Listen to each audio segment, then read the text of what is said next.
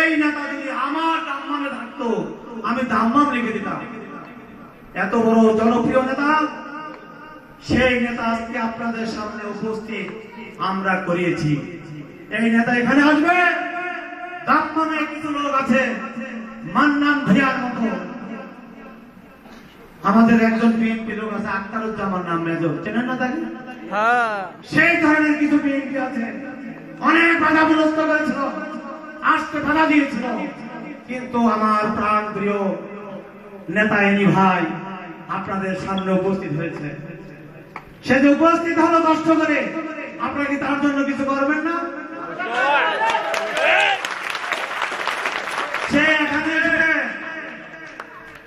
সে এখানে এসেছে, হজ করলে কত কষ্ট যে করেছে সেই জানে, কত অসুস্থতার মধ্যে দাম্মাম প্রভিন্স, সৌদি আরব, পূর্বাঞ্চল কেন্দ্রীয় বিএনপি ডাকে আজকে এত কষ্ট করে এয়ারপোর্টে আমি ছিলাম।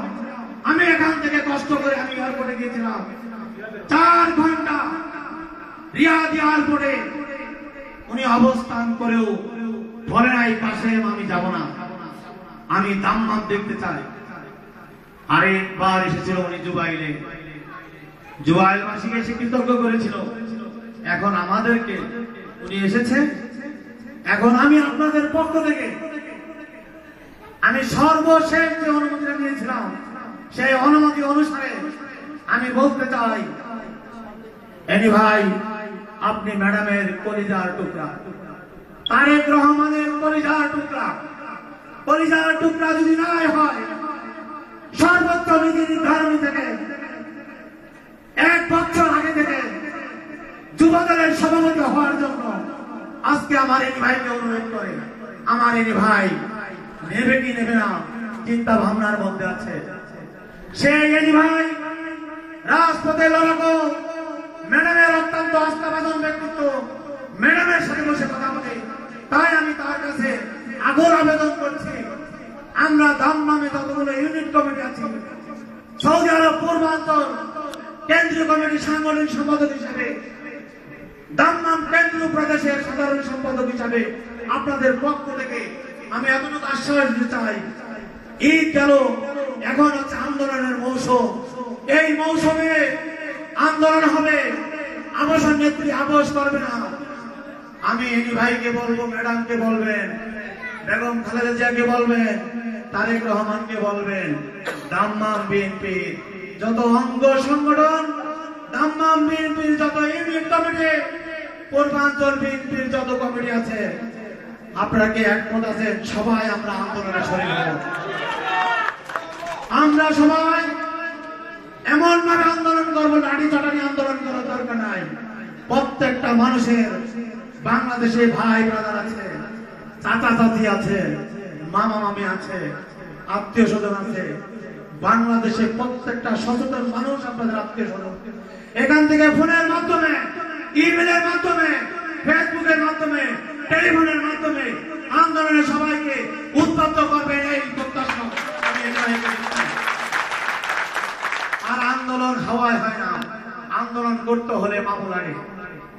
আর এই ভাইকে আমি আশ্বাস দিচ্ছি, আপনি ম্যাডামকে সরাসরি যে প্রস্তাব দেবেন দাম্মাম কেন্দ্রীয় প্রদেশ থেকে, সৌদি আরব কেন্দ্রীয় কমিটির পক্ষ থেকে, আমি সবার পক্ষ থেকে বলছি, যদি সেখানে কোনো কন্ট্রিবিউশন রাখা লাগে, কোনো অনুদান দেওয়া লাগে, আমি কাশেম সবার পক্ষ থেকে আপনাকে আশ্বাস দিচ্ছি, আন্দোলন চালিয়ে যান, আন্দোলন চালিয়ে যান। আজকে আন্দোলন করবে, এখান থেকে যদি আন্দোলনের সহযোগিতা না করতে পারি, ভোটের সময় সহযোগিতা না করতে পারি, তাহলে খামাখা এখানে আমাদের রাজনীতি করে কি লাভ? আমাদের রাজনীতি করার এটাই সার্থকতা। যখন ভোট আসবে, আমাদের আত্মীয় স্বজন সবাইকে ফোনের মাধ্যমে বলবো, তার শেষে ভোটটা দাও, দাঁড়িপাল্লায় ভোটটা দাও, এটা হচ্ছে আমাদের সফলতা। রাজনীতি করার এটাই হচ্ছে সফলতা। আর আমি সর্বশেষ কোনো কথা আর বলতে চাচ্ছি না। আমরা এনি ভাইয়ের কথা শুনবো, ডক্টর কাজীউর রহমান সাহেবের কথা বলবো। আর আমি সর্বশেষ আমি দুঃখ প্রকাশ করে দিচ্ছি, আসলে আমি 3 দিন যাবত আমি আমি কোনো ঘুমাই নাই। এই অনুষ্ঠানের জন্য আমি কি পরিশ্রম করেছি আমার দলের লোক জানে। অতএব আমি অনেকের নাম বলতে ভুলে গেছি। আমি পুনরায় দু একজনের নাম আমি না বললেই নয়। আমার বাম পাশে আছে উলামা দলের সভাপতি, আমার শ্রদ্ধেয় বড় ভাই সমতুল্য, এই দলকে যে সুসংগঠিত করেছে, আজকে এই ভাইকে এই জায়গায় আনার পেছনে তার সর্বোচ্চ অবদান, তাকে আমি আমার অন্তর থেকে আমি ধন্যবাদ জানাচ্ছি। আর আমার সবচেয়ে ভালো লাগছে, এটা তো আমার আগে বলার দরকার ছিল, আহমদুল্লাহ জনি, রিয়াদ কেন্দ্রীয় কমিটির জয়েন্ট সেক্রেটারি, উনি আজকে এই অনুষ্ঠানে উপস্থিত হয়েছেন। আমার গর্বে আমার বুক ভরে গিয়েছে। কারণ সত্য কোনদিন ঢাকা লাগে না। সত্য 1 বছর পরে হোক, 10 বছর পরে হোক, সে সত্য উদ্ঘাটিত হবে।